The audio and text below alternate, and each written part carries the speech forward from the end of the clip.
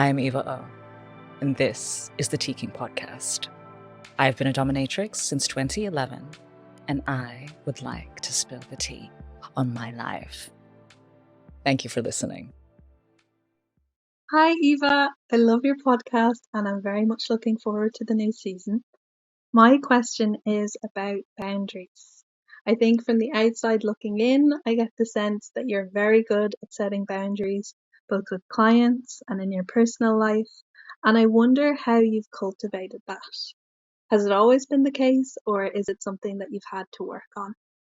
And I wonder, has setting boundaries in your job made it easier to have difficult conversations or rectify difficult situations with friends and family, for example? And I suppose an offshoot from all that is, at the end of the day, when you've given so much time, energy, and attention to others, how do you give that back to yourself? Thank you so much. Thank you for thinking of me. I'm doing fine, thanks. Boundaries. I have had to learn, and I am constantly aware of it and working on it because they may seem like they are a strength of mine, but I am innately quite a trusting, loving the love person, and that comes from very sweet family. And actually, you would think that helps, and it does in a lot of ways, but it also makes you very naive and a little bit too giving for what people are able to gracefully accept and return, is how I'm going to frame that. So boundaries are a thing that I think maybe is an ongoing thing for everyone. But I've been burned pretty badly, if you want to put it that way. This is just how life is, isn't it? But I get addicted to all the fun, emotional things like everyone else. When you meet new people and you connect with people and figuring out where the limitations are or the needs are around that is like never a new thing, like never an old thing. Like every time it's like I'm experiencing it for the first time almost.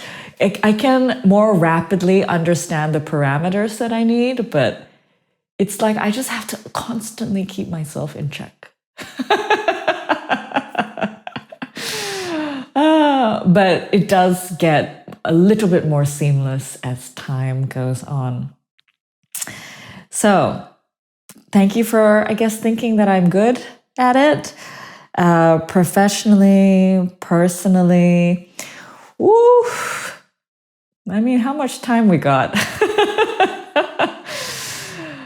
Oh, wow. All right. So let's start at the beginning, shall we? Let's start at the beginning. Let's just leave pre-dungeon me to the side for now. We're just going to start in the dungeon where I was like so enamored with the job. I still am pretty enamored with the job, but like newly, freshly. And like open and listening to requests and catering to them, and everything is like new and interesting and figuring it all out. Great, right? But I would say fairly early on, as great that it happened fairly early on, there was this one session where he wanted to be tortured, like to have like nipple like torture and to have like scratches and very like pointed sort of pain things. And he asked whether I had ever like experienced like, what was the word that he used? like discipline as a child. And, you know, like I hadn't gone to this, let me think about my childhood space in that, so like in those walls before. And I guess I was so like heavily in the playing as an adult sort of headspace. And this is this compartment that I had that in a different compartment, and he went to that compartment and I didn't have a boundary around it. And I was like thinking about it and explaining things. And it kind of merged these parts that I hadn't yet merged or like thought about in a coherent way. And that kind of threw me off for a little while there. And I didn't really want to see him.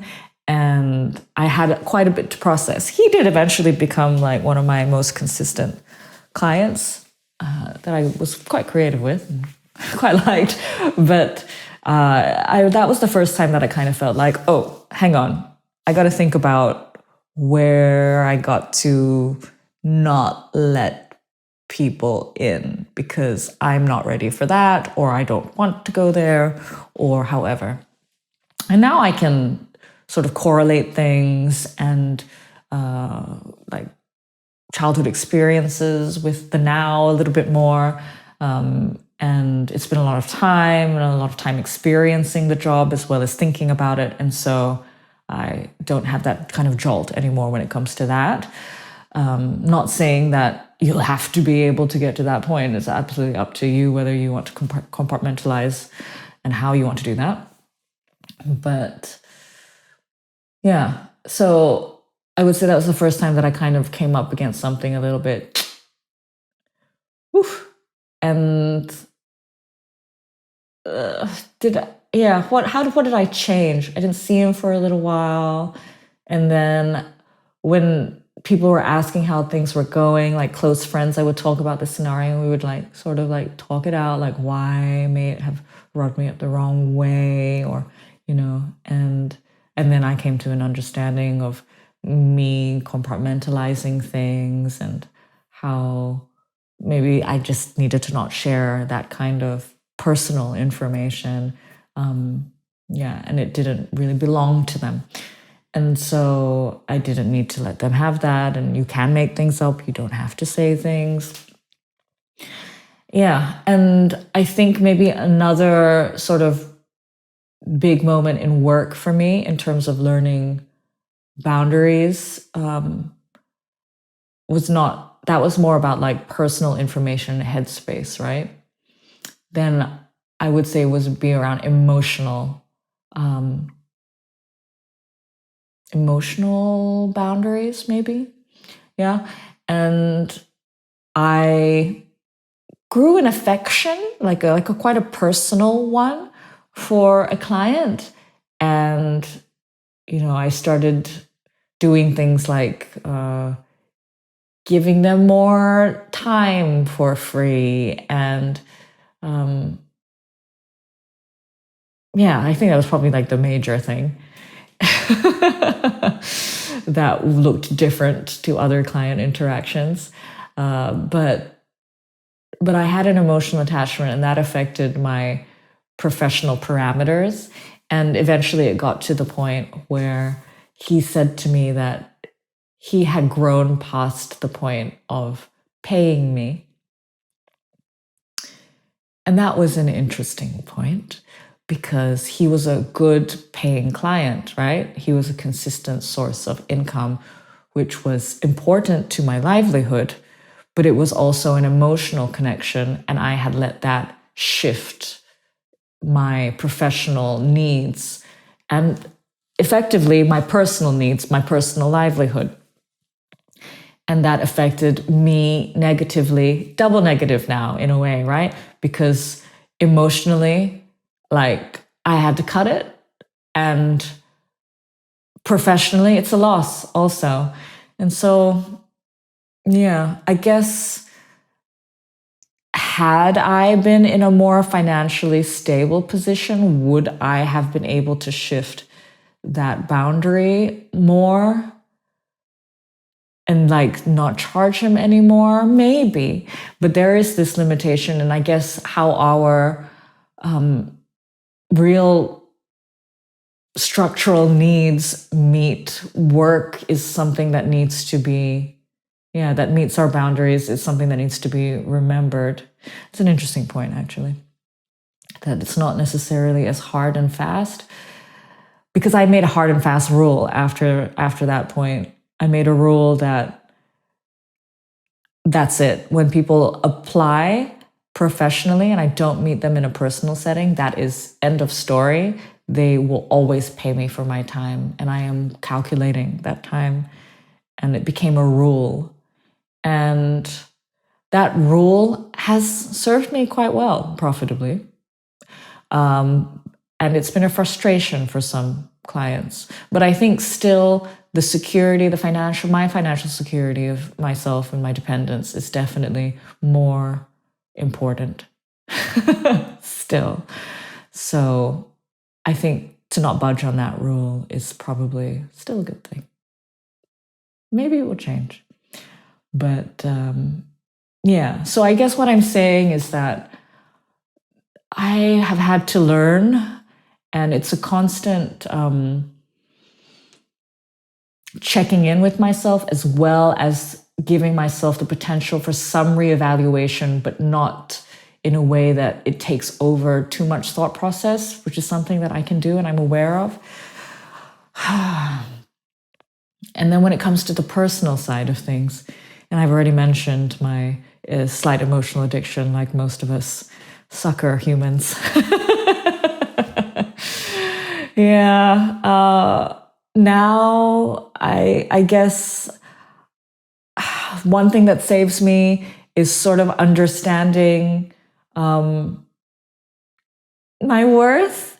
In some ways, it's like getting paid for my time and my attention all of these years has been valuable in some ways, of helping me to establish a sense of worth around my time and my attention.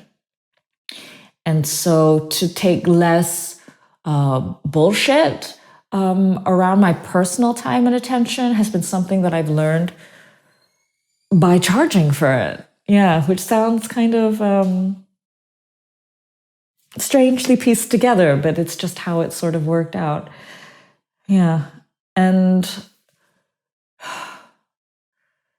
that said, like, I do still make compromises, like or at least I think that I do, because I allow people maybe slightly more chances because I'm getting these emotional needs sort of met. It's like a negotiation also. So I guess when it comes to this boundaries question, it's almost as if, like, how much time and resources do you got? Yeah, and that sometimes it's very useful to have hard and fast rules and to understand your worth and your needs, but to be too hard and too fast around them can sometimes limit your potential experience. So I think it's on a very individual case-by-case basis. So it's really about how much time and energy you might have to negotiate these things. My goodness. When people talk about boundaries, it's always like, you have these boundaries and this boundary, and don't do that, and this is good and that is bad. But it's actually very difficult, isn't it? Or maybe I'm overthinking it, and maybe I'm the sucker for all the other things in life, and I just don't mind a little compromise sometimes, compromising positions.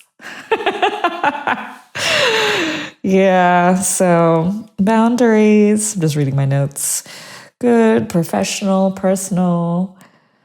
The job. Has it helped me in sorting out difficulties with friends and family? Yeah, I covered this quite a lot in an episode that so many of you liked so much, thank you, called Would a Sex Worker Date You? Or Do You Deserve to Date a Sex Worker? From season 3. Yeah.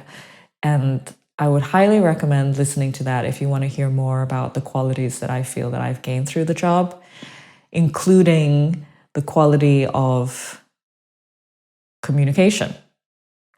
And I think communication is not just about me saying words and them being accepted. I think it's about me understanding my perspective and what I need out of a situation, and taking the time to listen and observe what somebody else's perspective is and finding a way to mediate that. A way to mediate that meaning the words, the tone, the timing, the setting. Yeah. And so I think that having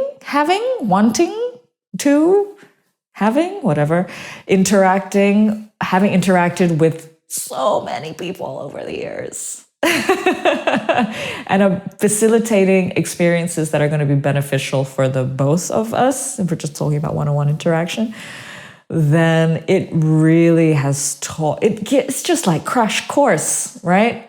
Crash course in creating a beneficial experience, and sometimes in getting what you want out of something, out of an experience, out of an interaction. And so, yeah, it's definitely benefited handling difficulties.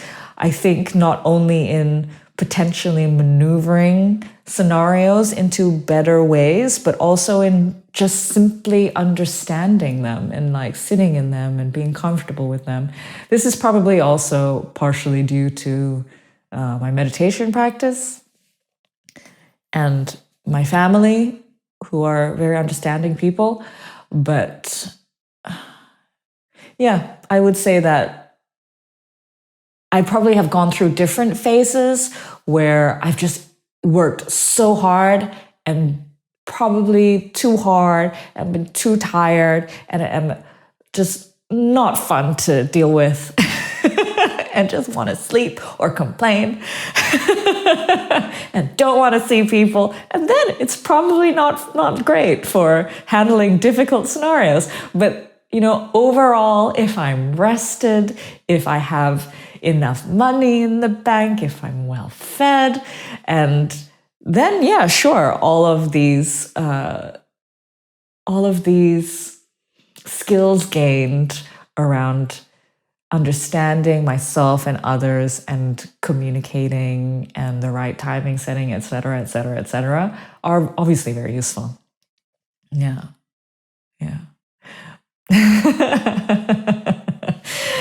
And I think there was a final component, right, to this question about how do I give things back to myself. I mean, even when we're giving, if you're so formatted, some people love to give, they get a lot from that already, right? Am I one of those people? It depends on who I'm giving to. If I find them to be of compatible like values and a delight, then it's very wonderful for me to give to them, and it doesn't take much away from me, and it gives to me too. But yeah, so I guess I just try to make sure that is the majority of interactions that I'm having, so that I don't feel like I have to take time to give back to myself. It is giving, you know? But that said, I sleep a hell of a lot. I get my 8 hours and more, you know, love a nap, can nap anytime, anywhere. I eat fairly well and a good amount, and I look after myself. I exercise, bloody hate it, but I exercise and it's good for me. I have my fun. I have my personal interactions. I use the things that I like. I just pointed to my cage for the people who are not watching on video. And yeah, I just, I'm checking in with myself like all the time. You know, I'm my number one friend. Don't worry about me. And Yeah, and it's quite automatic for me that I don't really have to worry about that so much anymore. I think maybe in the early days, I was very much interested in making sure that I was maintaining a certain amount of earnings. And now that I feel like I'm more stable, I don't have that pressure on myself anymore. And so I have a little bit more freedom to I give myself more freedom to consistently check in to see how I'm doing. So don't worry about me. I'm good. You see me going to all of those sex parties, don't you? I'm having fun. And even though London is stupidly expensive, I'm doing okay. I feel stable and I get my sleep in and all of the basic things that we need. And good people who are aligned. And that's all I need, really. And 20 creative projects also going on at the same time. But it's okay. It's what I like. Yeah. And was that useful? I'm just thinking about all the things that I'm up to now. Hope so. Anyway, thanks for listening. And I'll speak with you next time.